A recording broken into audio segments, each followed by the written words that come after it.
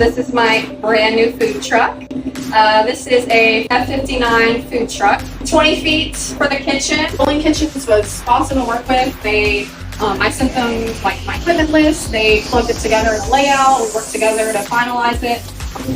Refrigerator, have a drip coffee brewer, drip grinder, so Lawnmower Zoco, espresso machine, 2 group. This is my espresso grinder.